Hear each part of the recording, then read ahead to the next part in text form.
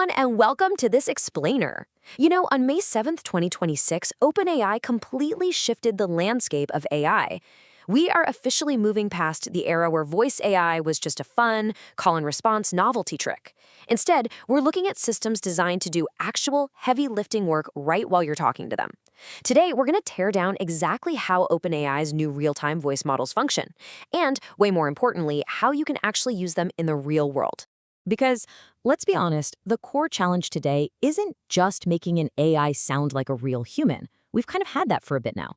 The true engineering hurdle, the whiteboard architecture we really need to master, is turning that real-time voice into a safe, useful production workflow. It's about bridging that massive gap between just voice and actual action, without breaking your entire system or completely frustrating your users. So here is our roadmap for today. First, the real-time upgrade. Second, 3 audio models. Third, trust signals and UX. Fourth, the production workflow. Fifth, safety and new risks. And finally, number 6, the final judgment. Let's dive right into Section 1, the real-time upgrade, and how we are moving beyond demos. Think about the voice assistants we all have on our phones right now. They usually fail miserably the very second you interrupt them mid-sentence, right? Or when you ask them to do a multi-step task. That is exactly what this update fixes, and I want to deliberately downplay the whole AI magic hype here. What OpenAI delivered is not magic. It's a set of strict operational building blocks.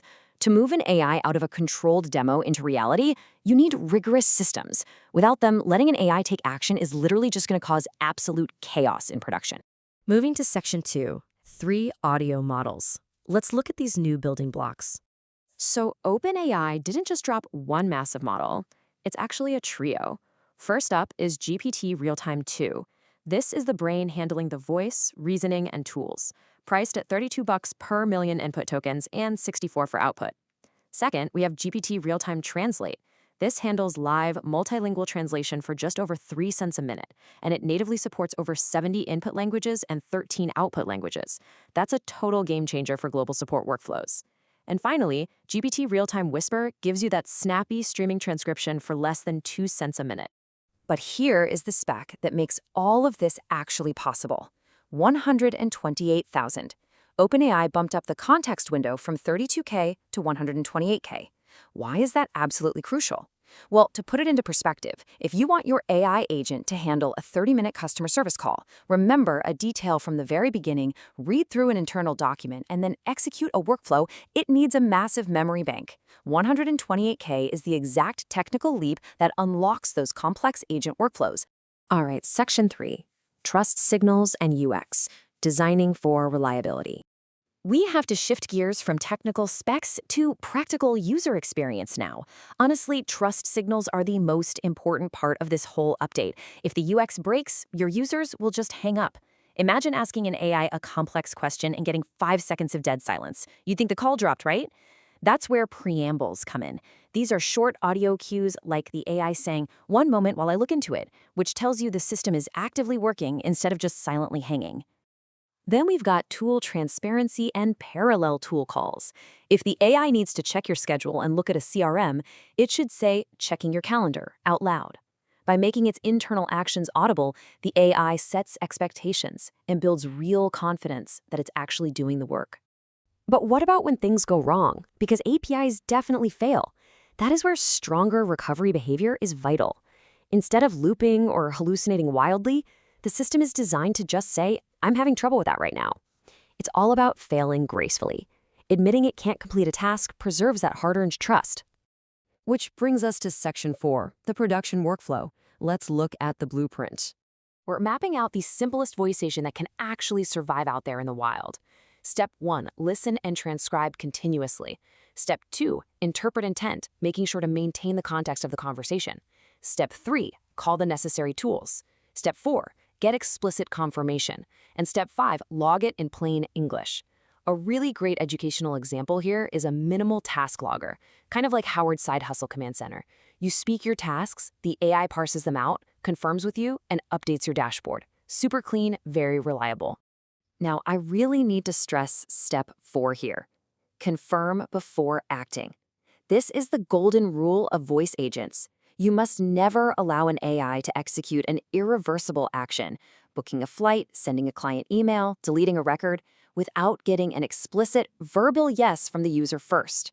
Without this step, you are completely flying blind. Moving into Section 5, Safety and New Risks. Let's do a skeptic's stress test. I'm going to put my skeptical analyst hat on for a second here. Is giving an AI agent tool access really going to lower our operational burden, or is it just going to open up terrifying new failure modes? It's a completely fair question. The literal second your voice AI can act on the real world, the stakes go from 0 to 100.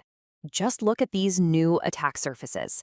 If an agent can execute tasks, bad actors are absolutely going to try social engineering and impersonation tactics to trick the AI into giving up access or leaking data. And beyond malicious attacks, you have scale, cost, and latency. Real-time voice is incredibly computationally heavy. Scale it poorly, your costs skyrocket, and your users are going to feel every single agonizing millisecond of delay. To combat this, OpenAI has instituted some strict mandatory guardrails. First up, mandatory AI disclosure. Developers are required by policy to explicitly tell users they are speaking with an AI. No tricking people. They also use active session classifiers to monitor audio streams in real time. This detects and blocks policy violations before they can actually do damage. And finally, Section 6, the final judgment. Do we ship it or scrap it? Let's take the analyst hat off. Here is your pragmatic 5-point production QA checklist. Before rolling any voice product out, ask yourself, 1. Does it explain actions using preambles? 2. Can it seamlessly handle human interruptions? 3. Does it require action confirmation for changes? 4. Does it fail gracefully and hand off to a real person? And 5. Does it log a human-readable record? If you can't confidently check all 5 of those boxes, do not ship it. Think about the old world versus the new. A read-only voice assistant is super safe. Speech in, speech out. The worst it can do is give you a bad trivia answer. But a tool access voice agent, that lives in a high-stakes reality. It can edit files and send communications. The capabilities are incredible, but the responsibility rests entirely on the workflow you design. Which brings us to the ultimate question you have to answer today. If you shipped a voice agent right now, based on everything we've just whiteboarded together, would you actually trust it with tool access, or would you play it safe and keep it read-only? The massive operational upside is staring us right in the face, but you really have to respect the risks. Thanks so much for joining me on this explainer, and I highly encourage you to weigh that exact question carefully before you build your next workflow.